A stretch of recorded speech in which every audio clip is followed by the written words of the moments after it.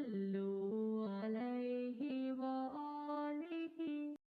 بسم اللہ الرحمن الرحیم۔ صحیح البخاری حدیث نمبر 556۔ حضرت ابو ہریرہ رضی اللہ عنہ سے روایت ہے، انہوں نے کہا رسول اللہ صلی اللہ علیہ وسلم نے فرمایا، جب تم میں سے کوئی غروب آفتاب سے پہلے عصر کی ایک رکعت پا لے تو وہ اپنی نماز کو پورا کر لے، اور جو شخص طلوع آفتاب سے پہلے فجر کی ایک رکعت پا لے تو وہ اپنی نماز کو پورا کرے۔ صحیح البخاری حدیث نمبر 557۔ حضرت عبداللہ بن عمر رضی اللہ عنہ سے روایت ہے، انہوں نے رسول اللہ صلی اللہ علیہ وسلم کو فرماتے سنا، سابقہ امتوں کے اعتبار سے تمہارا یہاں رہنا ایسے ہے جیسے نماز عصر سے غروب آفتاب تک، چنانچہ اہل ترائت کو ترائت دی گئی تو انہوں نے دوپہر تک کام کیا، وہ تھک گئے تو انہیں ایک ایک قرات دے دیا گیا، پھر اہل انجیل کو انجیل دی گئی تو انہوں نے نماز عصر تک کام کیا، وہ تھک گئے تو انہیں بھی ایک ایک قرات دے دیا گیا، اس کے بعد ہم لوگوں کو قرآن دیا گیا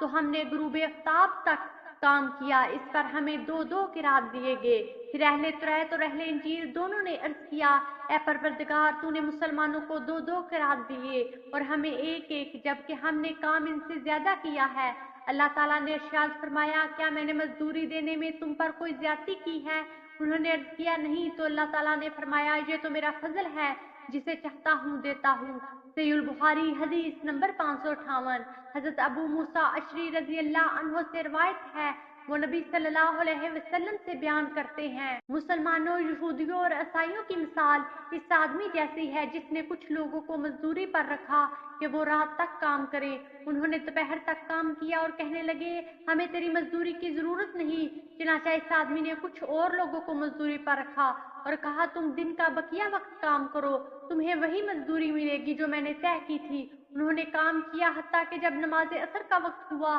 تو کہنے لگے تیرا کام تجھے مبارک ہو، ہم نے جو کام کیا ہے اس کی بھی مزدوری نہیں لیتے، چنانچہ اس نے اور لوگوں کو مزدوری پر رکھا جنہوں نے بقیہ دن کام کیا تا ان کا سورج غروب ہو گیا، اس طرح وہ پہلے دونوں گروہوں کی مزدوری کے حقدار بن گئے۔ صحیح البخاری حدیث نمبر 559۔ حضرت رافع بن حدیج رضی اللہ عنہ سے روایت ہے، فرماتے ہیں ہم نبی صلی اللہ علیہ وسلم کے ساتھ نماز مغرب پڑھتے تھے، پھر فارغ ہونے کے بعد جب ہم میں سے کوئی واپس جاتا اور تیر پھینکتا تو وہ تیر کے گرنے کی جگہ دیکھ لیتا تھا۔ صحیح البخاری حدیث نمبر 560۔ حضرت محمد بن عمرو سے روایت ہے، انہوں نے کہا جب حجاج بن یوسف مدینی آیا اور نمازوں میں تحیر کرنے لگا تو ہم نے حضرت جابر بن عبداللہ رضی اللہ عنہ سے اس کی بابت دریافت کیا، انہوں نے فرمایا نبی صلی اللہ علیہ وسلم نماز ظہر عین دوپہر کے وقت پڑھتے تھے اور نماز عصر ایسے وقت میں ادا کرتے کہ آفتاب صاف ہوتا تھا، اور نماز مغرب اس وقت پڑھتے